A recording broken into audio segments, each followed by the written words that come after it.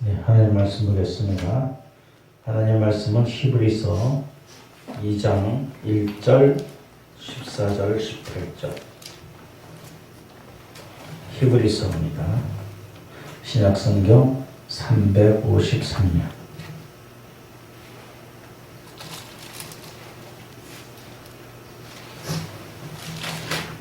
히브리서 2장 1절하고 그 다음에 14절부터 18절까지 읽겠습니다.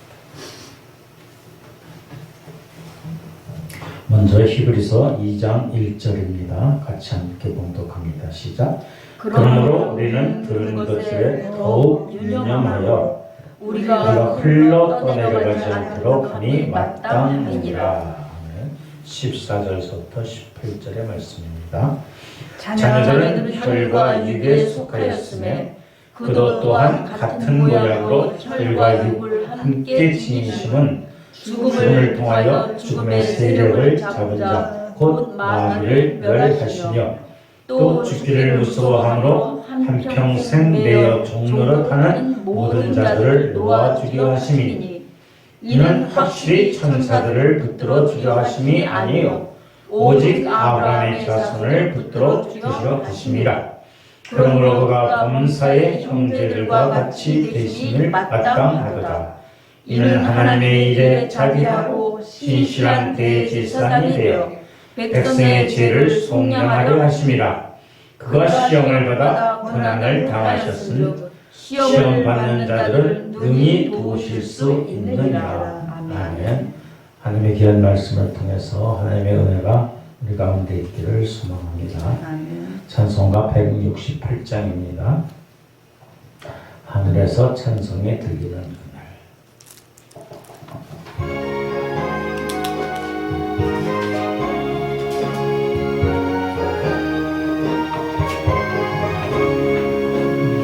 하늘에 찬송이 들리는 그날 재앙이 가득한 그날 밤에 동정녀 몸에서 탄생한 주님 우리를 구하러 오신 예수 살아서 사랑 죽어서 구원 묻혀서 내 죄를 담당하사 부활로 우리를 구하신 예수 다시 오시리 영광의 그날 갈보리 산으로 끌려가시사 십자가 위에서 죽으신 날 가시관 쓰시고 피 흘리시사 우리를 위하여 구주 예수 살아서 사랑 죽어서 구원 묻혀서 내 죄를 담당하사 부활로 우리를 구하신 예수 다시 오시리 영광의 그날 동산에 홀로 묻히신 그날 고난을 이기고 쉬신 그날 전사들 내려와 무덤을 지켜 우리에게 소망을 주신 예수 살아서 사랑 죽어서 구원 묻혀서 내 죄를 담당하사 부활로 우리를 구하신 예수 다시 오시리 영광의 그날 무덤이 예수를 못 가둔 그날 임봉한 그 돌이 흘러간 날 죽음의 권세를 깨뜨린 주님 하늘에 오르신 내 주 예수 살아서 사랑 죽어서 구원 묻혀서 내 죄를 담당하사 부활로 우리를 구하신 예수 다시 오시리 영광의 그날 천사장 나팔이 울리는 그날 하늘의 영광이 나타날 때 날 사랑하시는 참되신 친구 날 영접하시러 오신 예수 살아서 사랑 죽어서 구원 묻혀서 내 죄를 담당하사 부활로 우리를 구하신 예수 다시 오시리 영광의 그날. 아멘. 오늘 하나님께 나와 예배드리는 우리 모두에게 또 영상으로 예배드리는 우리 모두에게 하나님의 은혜와 축복이 함께 있어지길 주님의 이름으로 축원합니다. 우리는 지난 주일날 부활절로 지켰습니다. 여러분 부활절 지나갔죠?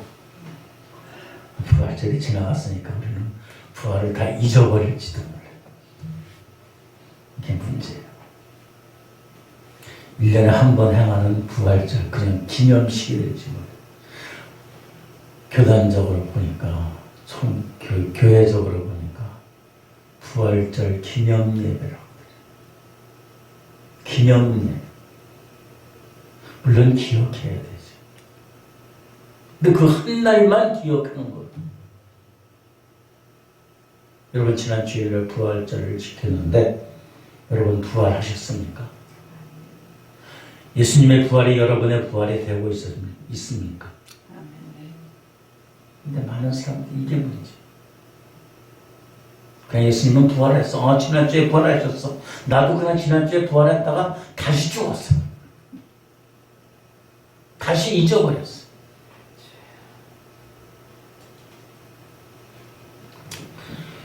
호주에 가면은 바다들이 많이 있습니다. 바다가 많이 있습니다. 바다 가는데 해변에는 젊은이들이 파도 타기를 즐겨요. 우리나라에는 그런 게 없지만 파도 타기를 즐겨요. 그래서 이 파도를 타면은 사고도 많이 일어나요. 죽기도 많이 해요. 그걸 본 어떤 노인 어르신이 낡은 보트를 수리해가지고 그 젊은이들이 파도 타기에서 빠져서 죽는 그것을 보고서 구조 활동을 시작했어요. 낡은 보트를 수리해가지고 이제 시작을 한 거예요. 그러니까 재정적으로 넉넉지 못한 거예요. 그러니까 조그마한 움막을 짓고 바닷가에서 툭 앉아서 젊은이들이 막 파도 타기를 하는데 물에 푹 빠지면 빨리 그 보트를 가지고 팍 쫓아가는 거예요.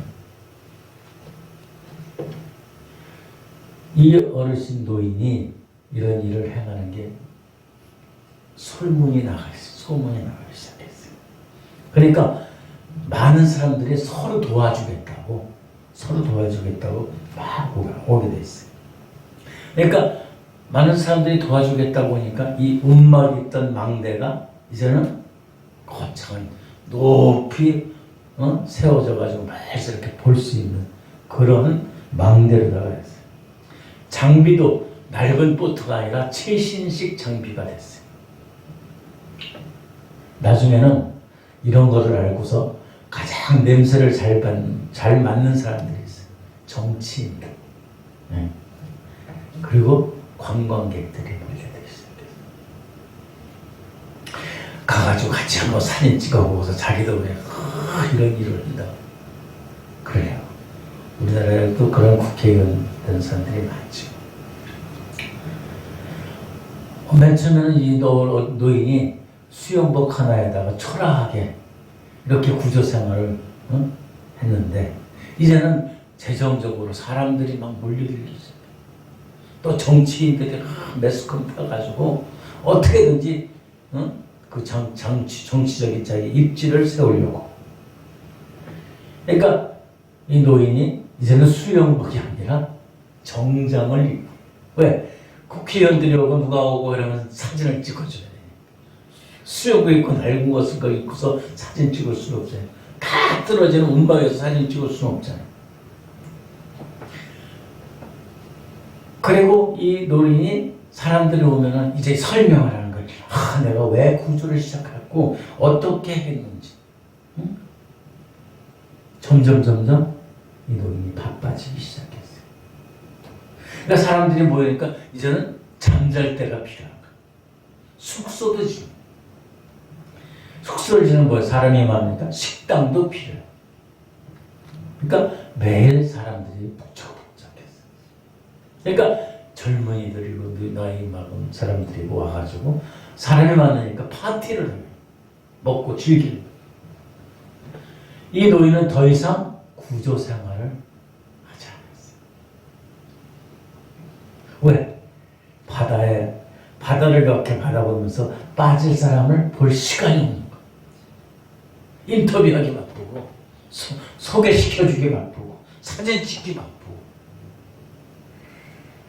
그리고 이런 식당이고, 그 다음에 숙소고, 관리를 해야 돼. 점점 더 바빠지기 시작했어요. 그러니까 이 구조센터는 이제는 멤버십을 하다 운영돼요. 가입한 사람들. 그 사람들이 많이 모여서 밤마다 파티를 해요.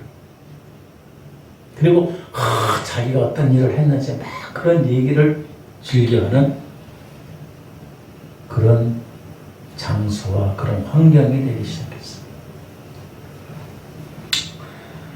해변에서 파도를 타다가 죽어가는 젊은이들에게는 아무 관심이 없어요. 이제. 여러분, 이 이야기를 이렇게 읽으면서 오늘날 우리 한국교회는 어떤가? 한국교회 19세기 말 조선의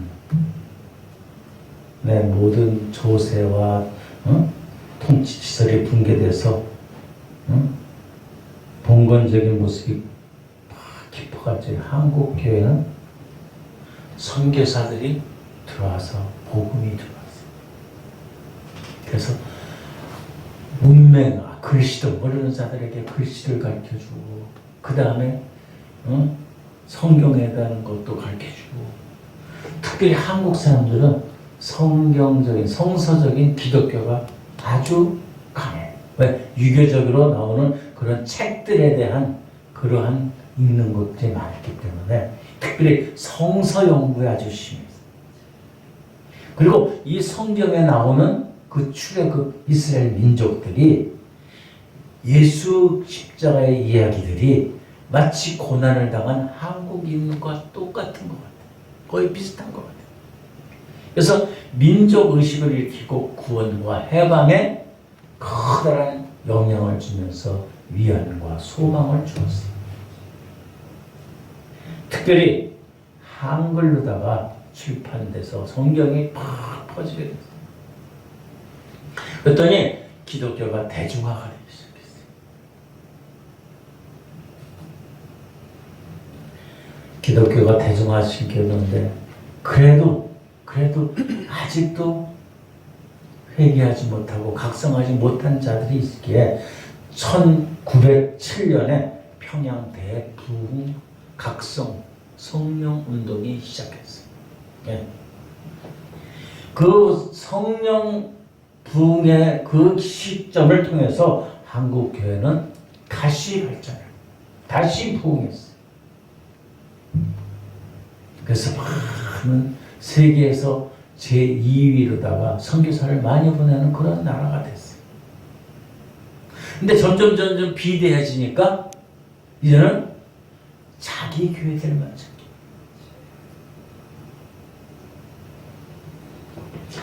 자기 교회들 중에 다른 교회가 다른 사람이 지탄을 받든 아무 상관이 없어요.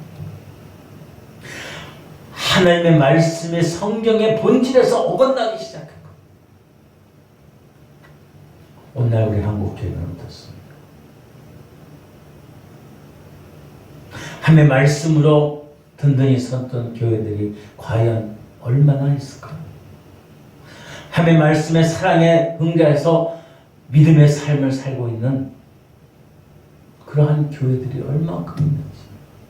마치 호주에서 그 음악지교 낡은 모텔을 수리해가지고 구조 파도 타기에 빠져가는 그 젊은이들을 구원하기에 그 노인처럼 그 노인이 점점 비대해지고 정치인이고 사회적이고 연예인들이고 해서 그냥 물질적으로 풍요롭게 그렇게 자기 본질을 잊어버리고 생명을 구하는 그 보트의 구조생활을 잊어버리고 그냥 브리핑하는 거, 사진 찍어주는 거, 숙소 관리하는 것처럼 우리 한국 교회가 지금 그 지경에 이르렀어요.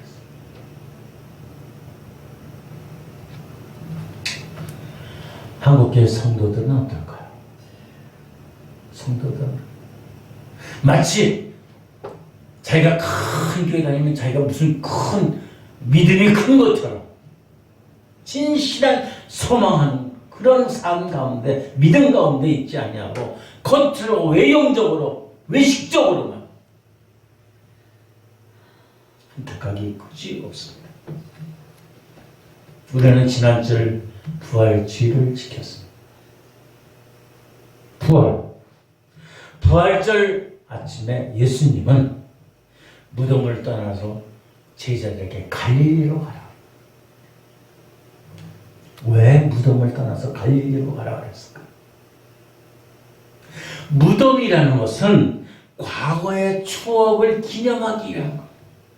그래서 거기에 머물러 있는 것이라면 갈릴리는 바로 예수님이 다시 사신 그 예수님과 함께하는 것. 예수님은 무덤에서 부활을 설명하거나 이해시키기를 원하지 않으셨어요. 나는 여기 무덤가에 있어서 나는 여기 다시 살아났어. 나는 너희들에게 이것을 가르쳐줄 거야. 이것이 아니라 예수님은 거기에 떠나서 갈릴리로 가라. 예수님은 부활하셔서 부활의 삶을 사신 거예요. 제자들에게도 그렇게 원하시는 거예요. 오늘날 우리에게도 말씀하십니다. 내가 부활했으니 너희도 부활의 삶을 살아라. 무덤가에 머물러서 예수님이 사셨네. 예수님이 다시 살았어요. 거기를 기념하는 게 아니라 내가 우리 자신이 부활의 삶을 살아라는 거예요. 교회라는 것은 예수님의 부활을 설명하는 것이 아니에요. 부활의 예수님이 살아계신 예수님이 주인 되신 그 교회의 사명을 감당하는 그러한 믿음의 사람들의 공동체. 근데 오늘날 많은 사람들, 많은 교회들 부활을 기념하고 있어요. 무덤을 기념하고 있어요. 부활의 추억을 기념하고 있어요. 그러니까 부활의 권능이 나타나지 않는 거예요. 부활의 능력이 없는 거예요. 오늘 히브리서 1장 2장 1절 말씀을 그러므로 우리는 들은 것에 더욱 유념함으로 우리가 흘러 떠내려가지 않도록 함이만 흘러 떠내려가지 않게 잊어버리지 말라는 거예요. 유념하라는 거예요. 부활의 메시지, 부활의 의미, 부활의 삶 그것을 여러분 꽉 붙잡으라. 세상에 많은 이야기처럼 많은 사건처럼 지나보는 게 아니라 그 예수님의 부활의 그 사건을 내가 부여잡고 내가 그 부활 속에 있어야 된다는 거예요. 하나님의 교회들이 부활하신 예수님의 그 삶에 그 부활의 증거를 나타내야 된다는 것이에요. 오늘 살아가고 있는 우리들은 어떻게 하면 부활의 예수님의 메시지를 기념을 교훈을 우리가 할 수 있을까요?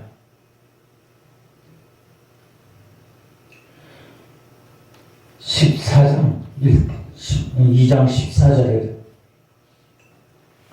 자녀들은 혈과 육에 속해 있으며 그도 또한 같은 모양으로 혈과 육의 신앙으로 죽음을 통하여 그의 체력에 가붙고 말밀하시고 죽기를 무서워하는 한평생 매어 종로를 타는 모든 자에게 놓아주시려 쭉 나가요. 복음의 메시지를 마음에 새겨야 된다. 새겨야 된다. 오늘 14절부터 보면 우리가 육과 혈에 속하여 있다. 육과 혈. 응? 혈과 육에 속해 있기 때문에. 혈과 육에 속해 있기 때문에 우리들은 구원받아야지 마땅한 본질적인 사람이에요. 속하였다. 속하였으면 자녀들은 혈과 육에 속하였다. 과거 완료는. 그러기에 혈과 육에 속해 있기 때문에 우리들은 구원을 받아야 되는 거예요. 그런데 여기 보면은요, 그도 14절을 보니까 속하였으며 그도 또한 같은 모양으로, 그가 누구예요? 예수님. 예수님도 같은 모양으로 혈과 육을 함께 지니심은 함께 지녔다는 그것은 뭐냐? 죽음을 통해 죽음의 세력을 잡은 자 곧 마귀를 멸하시려고. 예수님도 혈과 육을 지니셨다는 거예요. 그러나 이것은 과거 능동태, 과거 일정 기간을 인성을 지니셨다는 거예요. 우리처럼 일평생 하면서 인간의 본성이 있는 것이 아니라 예수님은 인간의 본성을 택하셨다는 거예요. 왜? 죽음을 통해서 죽음의 세력인 마귀의 권세를 물리치기 위해서, 멸하기 위해서. 사단은 사람들을 유혹해서 하나님께 반역하게 합니다. 그래서 사단이 마치 죽음의 권세를 잡았다고 하지만은 그러나 예수님께서는 하나님께 말씀에 순종해서 죽으심으로 사탄의 죽음의 권세를 멸하셨다. 이기셨다. 깨뜨리셨다. 이것이 바로 예수 그리스도의 부활에 전하는 복음의 핵심.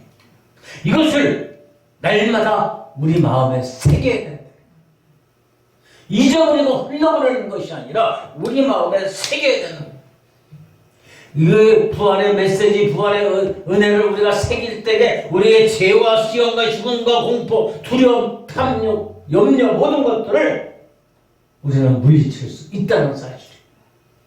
그러나 부활의 사건을 지나버리면, 잊어버리면 사단이 우리를 지배하고 만드는 사실입니다. 여러분, 예수 그리스도의 부활의 복음을 우리는 마음에 새겨야 합니다. 신비에 새겨야 돼. 그냥 대충 아는 것이 아니라 신비에 새겨야 돼. 저희는 동남아는 어느 정도 다 다녀봤는데 사실 캄보디아는 안 가봤어요. 캄보디아는 막 가면 우상단지에 뭐 철가에 그런데 설교를 준비하면서 한 가지 사건을 깨닫게 됐어요. 캄보디아 수도 푸놈펜 한가운데 킬링필드라는 그러한 기념관이 있어요. 킬링필드. 이 킬링필드가 뭔가? 보니까 킬링필드라는 영화도 있었어요. 1975년 캄보디아가 공산주의 무장단체 크메르루주의 그 정권이 롤 정권이라는 것을 무너뜨리고서 1979년 농민 유토피아를 건설한다는 명문 아래서 당시 캄보디아 인구의 3분의 1인 200만 명을 학살한 사건. 200만 명. 3분의 1. 이 공산주의 크메르주의 지도자 폴 포트라는 사람은 1975년 4월에 미군이 베트남에서 철수함에 따라서 약화된 캄보디아를 친미 정권에서 공산 정권으로 바뀌었어요. 그동안 그 롤 정권의 그 부패성의 환멸을 느낀 사람들이 국민들이 환영을 했어요. 정권이 바뀐 거예요. 근데 이 폴 보테라는 사람은 새로운 농민 천국을 구현한다고 해서 도시에 사는 사람들을 농촌으로 강제 이주시켰어요. 그리고 화폐, 사유재산, 종교 등을 폐지시켰습니다. 이 과정에서 전 정권에 협력했던 사람들, 지식인들, 정치인들, 군인들, 또 국민을 개조한다는 명분 안에서 노동자, 농민, 부녀자, 어린아이까지 무려 4분의 200만 명을 살해했어요.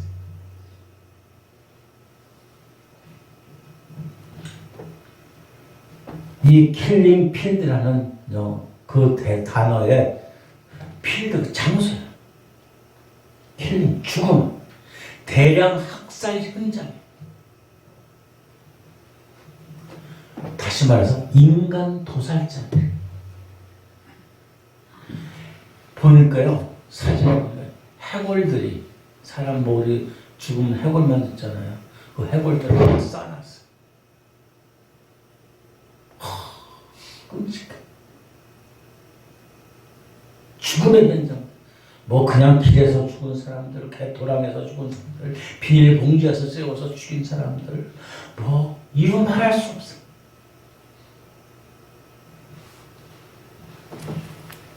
그 킬링 필드라는 것은 그 땅이 죽음의 땅, 공포의 땅, 어둠의 땅이라는 것을 말해줍니다. 그래 그들은 그것을 잊지 않고 기억해. 그래서 거기에 기념포를 써. 근데 하나 검색하면서 보니까 그 킬링 필드 옆에 기독교 회관이 하나 있어요.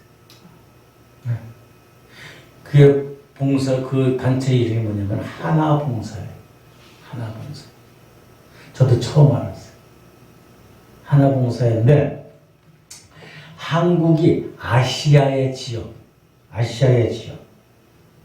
인도차이나 그 지역의 그 사람들, 특별히 동남아시아 4개국, 라오스, 미얀마, 베트남, 캄보디아 그 선교 대상으로다가 지도자 양성, 기술 양성, 빈곤 퇴치, 의료, 그 다음에 하나님의 말씀을 증거하는 그러한 단체가 1992년에 우리나라에서 창립해서 그쪽에 나가 진출하고 있어요.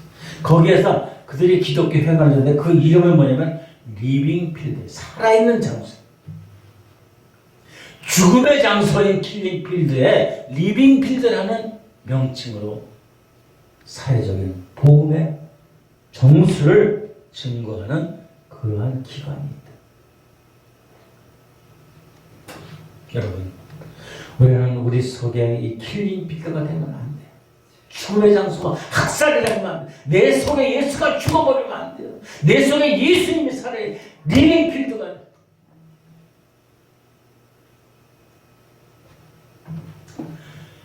그것이 바로 우리가 부활을 사는 첫걸음이에요. 우리 신비의 세계.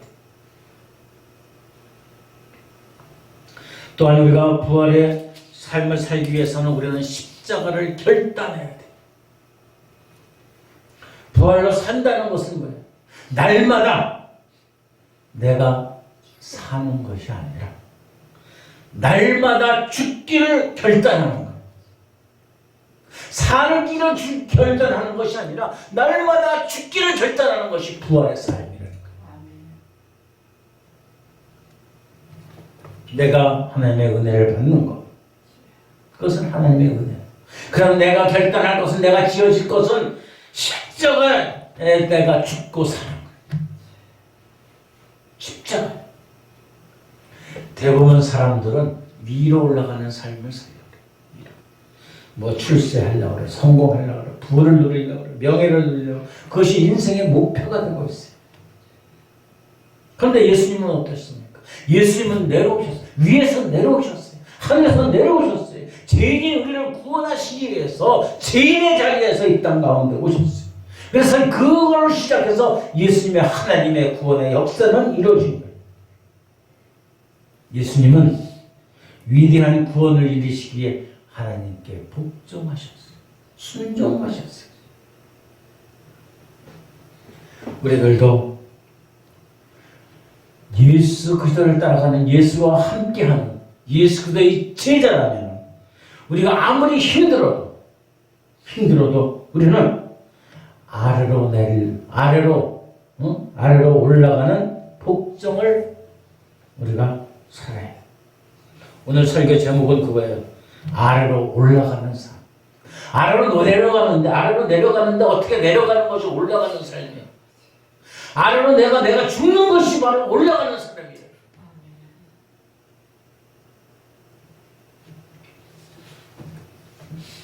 우리가 주님의 십자가를 지고 주님의 십자가와 함께 하는 것은 분명히 주님을 닮아가는 거예요.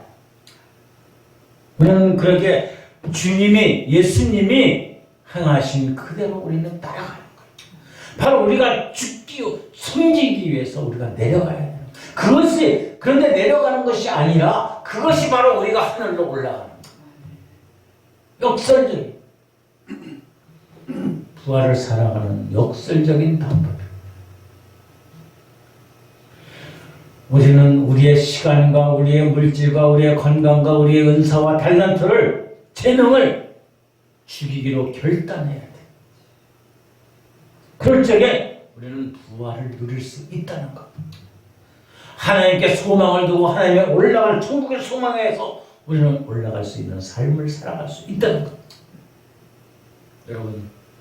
여러분의 자신을 죽이고 낮추고 오직 낮추는 가운데 우리 주님께서 부활을 죽음의 권세를 이기고 승리하신 것처럼 그러한 영광의 삶이 우리 가운데 있기를 주님의 이름으로 축원합니다.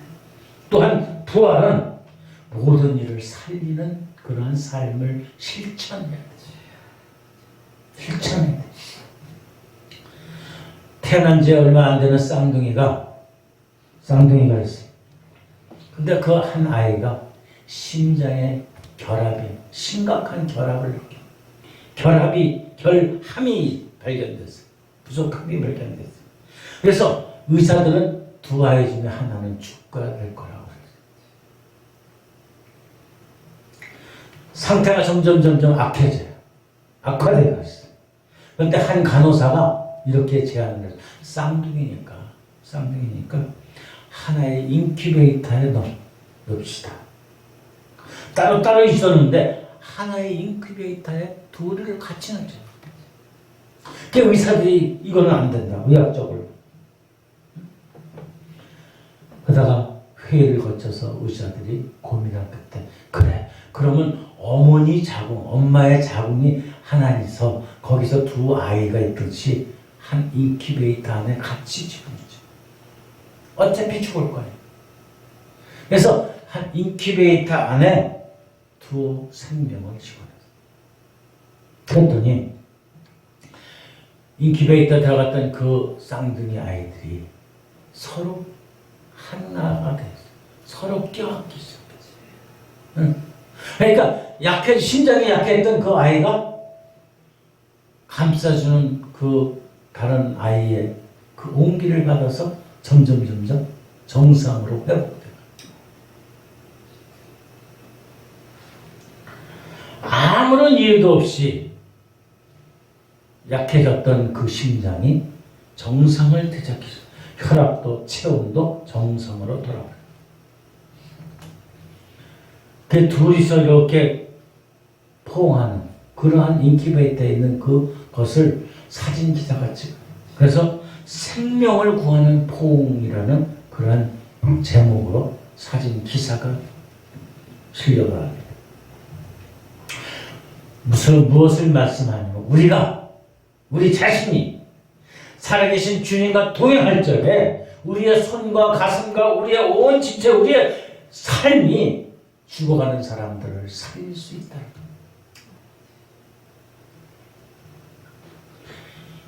그것이 바로 우리 주님께서 우리에게 주시는 바로 서로 사랑하라는 계획.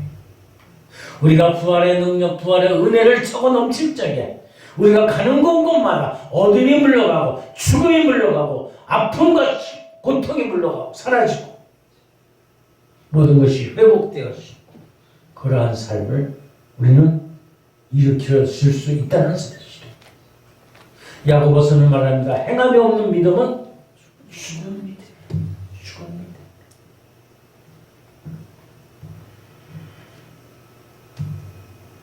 이런 영화는 잘 안 볼 거예요. 공포 영화예요. 공포 영화. 디아더스라는 영화.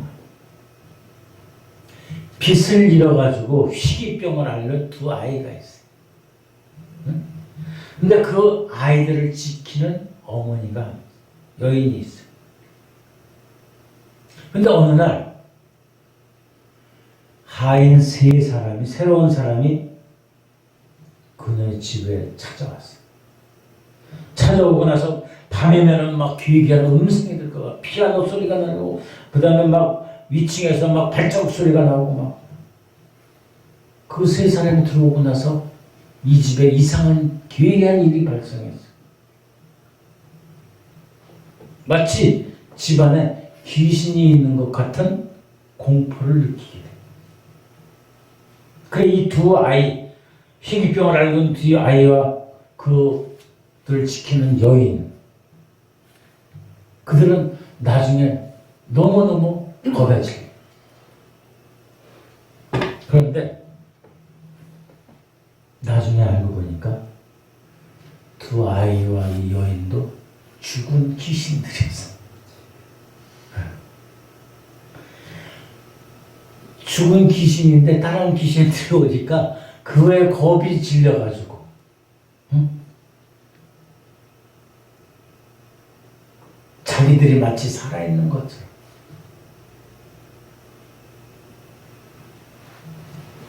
이 영화를 보다 보면은요, 옆에 있는 사람이 죽은 사람처럼 보일 때가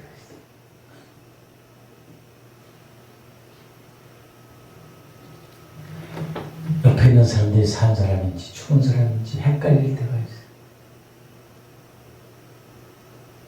그 얼마 전에 그 무슨 영화죠? 한국 영화? 기생충. 아니 기생충 말고. 그 부도 나가지고 하와이 가서 기러기 아빠 해가지고, 국거. 응? 근데 그 사람이 결국 죽어 있는 사람이잖아. 그러니까 죽어 있는지 살아 있는 건지 헷갈릴 수 있어요. 여러분, 우리들도 오늘 우리 자신을 돌아봐요. 내가 진짜 신앙이 있는지, 내가 진짜 부활에 살아있는지, 아니면 나는 정말 죽어 있는 자인지, 부활이 없는 자인지. 나는 신앙인 예수 그리스도를 믿는 사람이라고 생각하지만 정말로 여러분이 살아있는 믿음의 사람들인지 죽어 있는 자인지, 혹시 이 디아더스라는 영화처럼 귀신처럼 살고 있는지 몰라요. 여러분의 정체성을 다시 돌아봐야 돼요. 우리는 부활을 믿고 부활을 고백하는 신앙일 뿐만 아니라 부활을 사는 믿음의 사람들이 되어야 돼요. 여러분, 부활절은 365일 우리가 일평생 가는 길, 매일 반복되는 것. 어둠의 자리에서, 가난의 자리에서, 고통의 자리에서, 아픔의 자리에서, 슬픔의 자리에서 우리는 우리 자신의 모든 것들을 죽이고, 생명도, 시간도, 은사도, 달란트도, 물질도, 건강도 다 죽여서 진짜 예수님과 함께 살아갈 수 있는 사는 그러한 믿음의 사람들이 되기를 주님의 이름으로 축원합니다. 기도하겠습니다. 좋으신 아버지 하나님 감사합니다. 우리 예수님께서 하늘의 보좌를 다 버리시고 이 땅 가운데 오셔서 인간의 삶을 살면서 우리 인간인 혈과 육으로 된 우리들을 구원하시기 위해서 오신 것을 우리가 감사합니다. 우리 주님이 낮고 낮은 이 땅 가운데 오셔서 죽기까지 하나님 말씀에 복종하여 순종하셔. 그래서 위에서 아래로 내려왔지만 그것이 바로 하늘로 올라가는 삶을 살아가신 것처럼 우리들도 낮아지고 죽여주셔서 우리 주님과 부활할 수 있는, 승리할 수 있는 영광의 삶들이 되게 하여 주시옵소서.